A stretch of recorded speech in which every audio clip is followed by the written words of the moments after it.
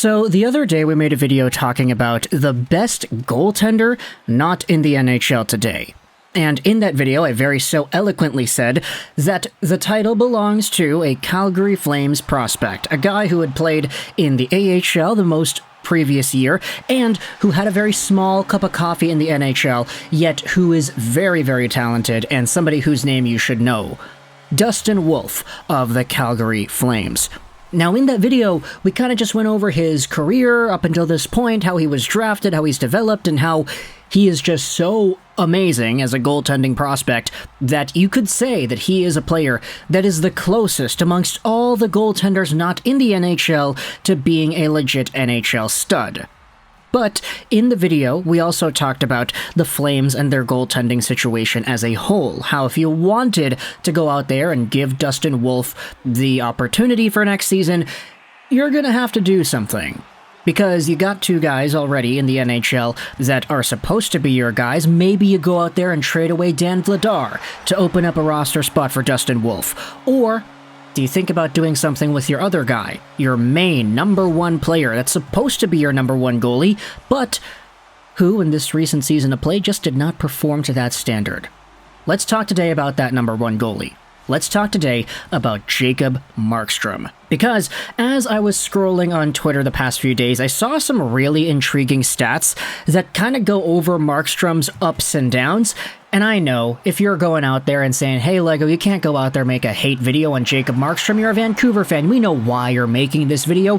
Yeah, okay, I see your point, but shut up, that's not what we're doing here. I'm not gonna go out there and lambaste my former number one goalie in Vancouver just because I'm salty he did not re-sign with the Canucks. Hell no, baby. We're going out there because there are some legit concerns with the way he performed last season, and the stats back it up. So, as we have said, Jacob Markstrom was a former Vancouver Canuck. He was arguably the busiest goaltender in the NHL when he was the Canucks guy. And even though he only maxed out at a .918 save percentage, this guy was so good and so talented that the only reason the save percentage wasn't higher was because the Canucks were letting up 50 shots against every night. Markstrom was playing behind a terrible defense core, a terrible team, and he was still able to get his wins, get his save percentage up there, and force this team into the 2020 bubble playoffs. Now, to the Canucks' credit, they did play well in that postseason stretch, and Markstrom had a .919 save percentage in 14 games, but the Vancouver Canucks netminder was set to being a free agent. He signed with Calgary in the offseason alongside Chris Tanev, and the rest was history. You know how we said that Markstrom could be a Vezina caliber guy? Well, that's what he was in 2021-2022, because in 63 games played, the guy had a .922 save percentage and a .222 goals against average. He was spectacular in 21-22, and he was one of the best goalies in the league.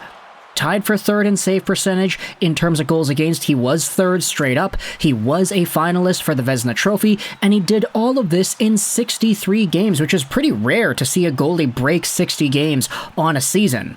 Now, we know there are some other Canucks guys that went out there and did that same feat in that same year. Thatcher Demko is right there on the chart, but Jacob Markstrom was poised. He was developing in Vancouver ever since being acquired in the Roberto Luongo trade, and seeing how he eventually became the Vezina finalist that he had been. Sure, Canucks fans here were salty about it, but we can't go out there and say that he's not talented enough to do that. So, Marky Mark, even though he was really antsy, even though he had some sort of a temper, even though he was a really emotional guy, this would not deter him from the talent that he possessed. He played kind of like a man that was just super hyper. You could see it in the way that he moves, you could see it in the way he twitches to pucks and how he tries to stop pucks. It also comes across in the aggressiveness that he sometimes displays, which bites him in the behind sometimes when he tries to chase the puck out into the white ice and ends up getting beat because of it.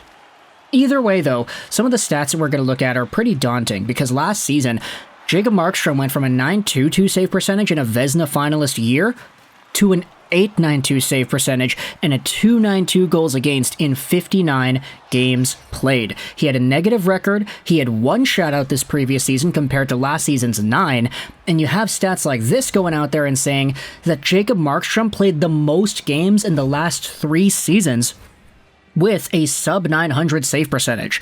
take a look at the numbers here. You have Martin Jones, who in the past 3 years had 62 games under 900.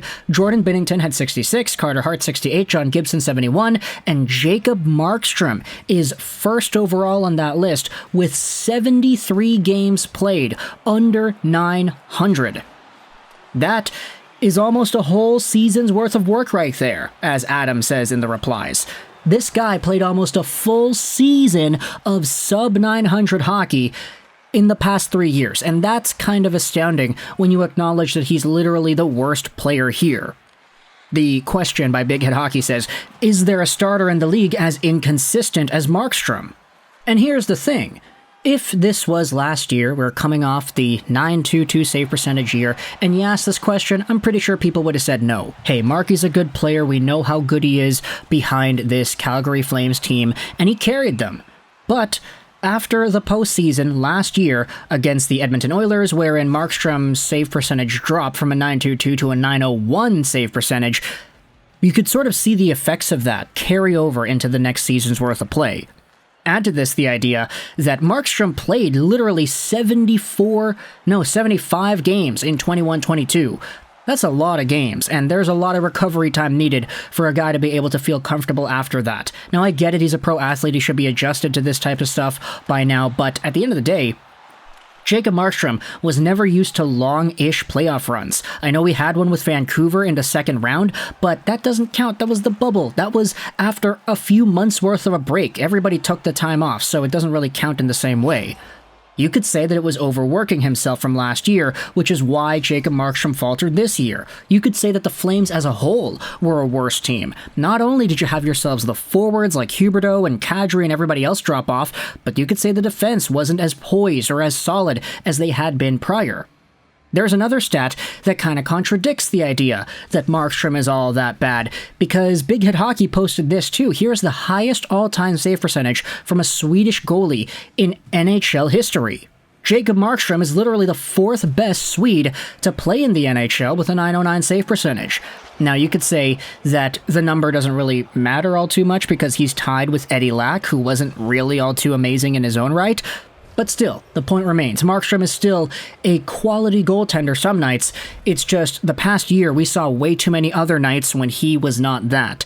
And when you take a look at his $6 million AAV salary going on till 2026 plus the no move clause, this is a guy that you really have to start questioning. Okay, what is the plan here with Vladar? What is the plan here with Wolf? Are we going to move one of these guys out to make room for Wolf? Are we going to leave Wolf in the AHL again? Do we want to rotate between 3 guys? Are we really not that comfortable with Markey playing 50 to 60 games again that we have to do 3? There are a lot of questions here, but I wanted to open the floor up to you in the comment section below. What do you think is the status here? What do you think should be done with the goaltending situation in Calgary? Do you believe in Jacob Markstrom? Do you want him to bounce back? I honestly feel like Markstrom does have the capacity to bounce back because in Vancouver especially, he was pretty hot and cold. His save percentage was never too amazing with the Canucks, but he was still overworked to all heck. He was playing in front of a bad team. We all kind of acknowledge that Markstrom could pretty much carry this team when he wanted to. But in Calgary, you saw that not show up much at all in 22-23. So, what's the plan here? What do you think is the move? Dustin, Wolf, Vladar, Markstrom? Let me know your thoughts in the comment section below. Who stays, who goes? How do you move one of these guys if you decide to make it? I hope you enjoyed this video. Carlsson 99, and bye.